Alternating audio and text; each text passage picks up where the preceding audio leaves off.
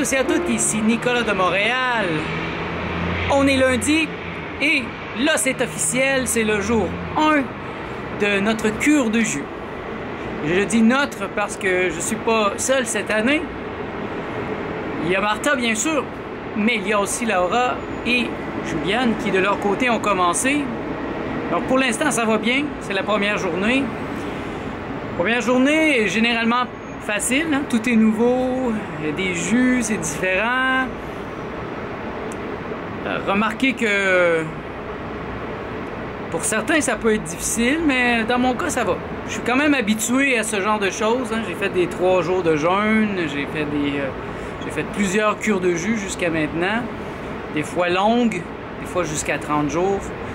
Donc je suis quand même aguerri. Et aussi, j'ai de l'expérience. Ça aide beaucoup pour bien me préparer. Je dois dire que je suis vraiment euphorique. Je suis très heureux d'enfin commencer. Parce que, comme je disais hier, la peur ou l'aspect, un des aspects les plus difficiles pour moi, c'est avant. C'est comment je vais faire, est-ce que je vais réussir? Pas réussir nécessairement les 30 jours, mais réussir à commencer une cure de jus. Parce qu'arrêter de manger, arrêter de mâcher, c'est tout un changement. Pour la majorité d'entre nous, c'est quelque chose de quotidien. Croquer dans quelque chose, imaginez, on enlève ça. Je suis euphorique aussi parce que je sais que ça va me changer, que ça va me faire du bien. Ça va vraiment me changer en profondeur. Une cure de jus, ça change beaucoup. Ça change même la morphologie du corps. D'ici une semaine, je vais déjà avoir perdu beaucoup de poids. Parce que bien sûr, au début, il y a une perte de poids plus rapide à cause qu'on va aux toilettes. J'ai remarqué qu'il y a à peu près 10 livres de merde constamment dans mon corps.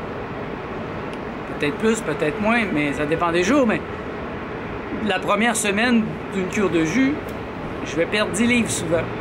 Mais je sais très bien que c'est pas 10 livres de graisse, que en fait c'est mes intestins qui se vident et que ça fait donc du bien. Juste ça, ça ramène de l'énergie dans le corps. Déjà aujourd'hui, je peux commencer à le sentir. Parce que moi, j'en suis pas nécessairement la première journée. Hein. J'ai commencé doucement vendredi avec une demi-cure.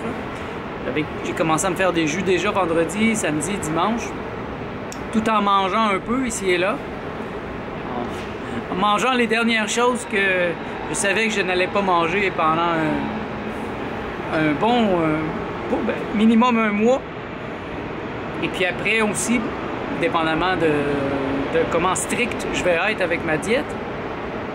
Donc c'était un bye-bye à plusieurs ingrédients qui ne vont plus être dans mon alimentation régulière.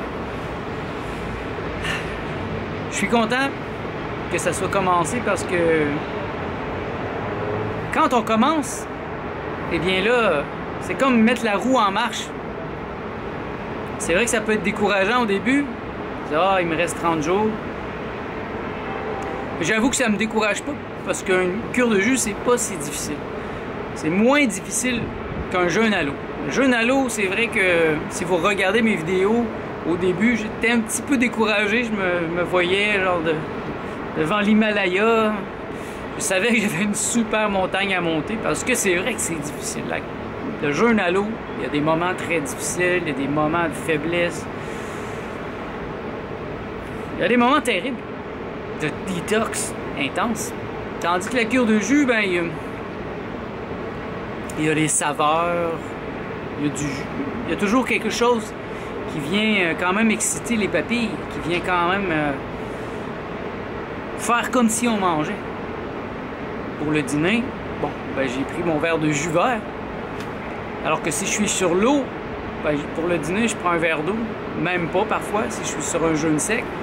Donc ça brise vraiment beaucoup les habitudes. Je trouve que la cure de jus, c'est une manière très douce de faire un nettoyage. D'amener de l'attention aussi à qu'est-ce qu'on mange. Qu'est-ce qu'on veut manger dans le futur. et ce qu'on a mangé dans le passé. Quelles sont nos habitudes? Moi, c'est certain, ça me ramène toujours à réfléchir. Et je suis vraiment heureux d'avoir enfin trouvé quelque chose qui me permet, moi, de rester maigre. Je pense que chacun est différent, chacun aura une stratégie différente. Moi, je ne suis pas quelqu'un qui fait des diètes. Les diètes miracles, ça ne me dit rien, parce que généralement, les gens qui font ces diètes-là, c'est des gens d'affaires. Donc, ils ont l'aspect de l'argent en arrière, pas vraiment la santé. Parce que moi, je peux vous dire, gars, la meilleure diète, une des meilleures diètes, faites donc une cure de jus. Je fais pas d'argent avec ça. Allez vous acheter le plus de légumes possible, passez ça dans une machine à jus, buvez ça. La quantité, par exemple, de gingembre que j'ai bu depuis vendredi, ça équivaut probablement à la quantité de gingembre que j'ai mangé cette année. Je fais, comme vous voyez dans les jus d'hier, j'en mets beaucoup.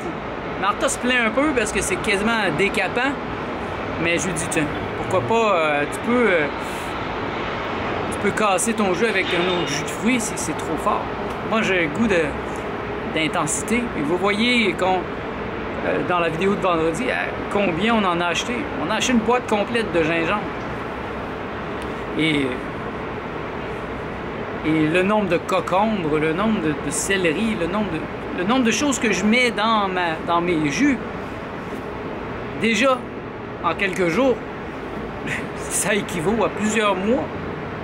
Le nombre de cocombres que j'ai mis depuis vendredi, il y a beaucoup de bonnes choses dans les cocombres.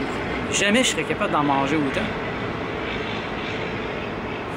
Donc, il y a cet aspect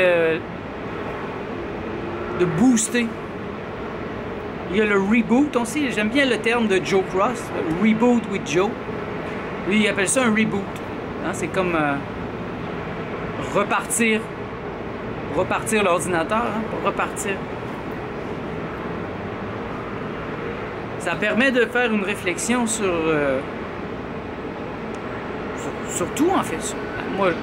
Moi, j'y vais à tous les niveaux, spirituel, mental, énergétique, physique, digestif. Et ce que je voulais dire, ouais, c'est ça, c'est que je suis heureux, moi, d'avoir trouvé enfin. Ça m'a pris, quoi, 40 ans? J'ai 44. Ça m'a pris longtemps avant de trouver comment je pourrais perdre du poids, parce que j'ai essayé des choses avant. Vous pouvez aller voir dans mon ancienne chaîne vidéo, la chaîne Nicolas Lehoux, tout simplement, Nicolas Jovial. Bien, j'ai essayé le régime keto, le slow carb diet, j'ai essayé le 90-10, j'ai essayé plein de choses. Et ça s'était pas ajusté, c'était pas bien ajusté à moi. Tandis que l'alimentation arc-en-ciel de Gabrielle Coussens, oh là, elle vient me toucher. Et ben, je vais aussi chercher d'autres petites choses que j'ai cherchées, que j'ai trouvées autour, et je crée mon propre plan. Vous pouvez le télécharger ici. Je l'ai appelé mon plan de nutrition spirituelle 2019. Et ben, je dirais que là, c'est presque la finale. C'est la dernière détox avant l'entrée dans une phase préliminaire pour recommencer 2020. Donc, je me prépare aussi mentalement en 2020 qui va être la même structure. Donc, si vous le téléchargez, vous allez voir, je me suis donné déjà une structure avec de la méditation, une certaine alimentation à certains moments de l'année. Des phases. Donc, c'est les phases 1, 2, 1.5 de l'alimentation arc-en-ciel. Donc, c'est assez simple à suivre. C'est très facile à suivre. Ce qui est difficile, c'est le corps qui proteste, en vérité. Donc, c'est le corps qui est difficile, le mental, qui peut ruer comme un cheval fou. Il va donner des coups de pied, des coups de sabot dans les bras encore. Parce que le corps, il abhorre le changement. Il n'aime pas le changement. Et je crois que ça s'appelle l'homéostasie. L'homéostasie, c'est la résistance au changement. C'est quand on se met au travail, par exemple, et on commence quelque chose. Donc, je commence à aller au gym. Et là, après 2 mois, 3 mois, ça commence à donner vraiment des résultats. Mon corps est en train de changer. Et là, mon corps et mon mental va dire non, non, non. Non, les changements. Mon travail, c'est de réguler. Donc, on ne va pas changer. Donc, le corps ne se pose pas la question, est-ce que c'est bon, est-ce que c'est mauvais, est-ce que c'est bon ce changement? Non, il voit juste un changement. C'est pas comme la connaissance, la conscience qui, elle, oui, la conscience amène vers le mieux si on se donne la peine d'être à l'écoute de notre conscience, de notre être. Et moi, je suis à l'écoute présentement. Je m'efforce d'être à l'écoute. J'ai appris aussi à être à l'écoute quand je mange. Savoir à quel moment exact arrêter de manger quand mon estomac est plein. Quand mon corps me dit « Oh, là, tu devrais arrêter maintenant. » Après ça, ça devient de la gourmandise. Et c'est tout un travail. C'est tout un travail. J'ai mis beaucoup d'intelligence, de volonté dans les dernières années pour développer mon plan de nutrition, mon protocole. Parce que j'ai compris fondamentalement que si je veux vivre vieux, si je veux être un centenaire et plus, 500 ans, 1000 ans, ben je dois être maigre. Il n'y a aucune possibilité de vivre jusqu'à 100 ans si je suis gras. Parce que ça va développer des maladies, c'est évident. Il n'y a pas de centenaires qui sont gras. Les centenaires sont maigres. Et la maigreur, pas dans le sens d'être squelettique. Encore là, il y a des préjugés dans notre société. Là, je ne parle pas de gens qui sont squelettiques ou qui sont malades. Non, je parle d'être maigre. Maigre dans le vrai sens du mot quand on achète, par exemple, qu'on achète un steak maigre. Bon, ben, l'animal n'était pas aux os, là. Non, il était maigre, dans le sens qu'il était beau. La peau touchait aux muscles, au lieu d'avoir une grosse cape de graisse. Et j'avoue que mes autres régimes avant n'avaient pas très bien réussi. Et là, maintenant, je réussis. J'arrive à me maintenir. Je me suis pesé hier, je suis à 130. Et c'est un poids.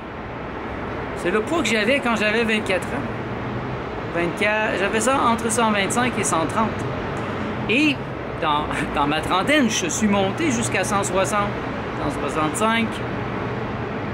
J'étais pas obèse, mais disons que j'avais un surplus et ça commençait vraiment à apparaître. Ce que j'aimerais comme poids, moi, c'est 120, d'être vraiment maigre, et après ça, commencer à mettre des muscles. Donc, c'est toujours relatif, 120, qu'est-ce que ça veut dire, 120?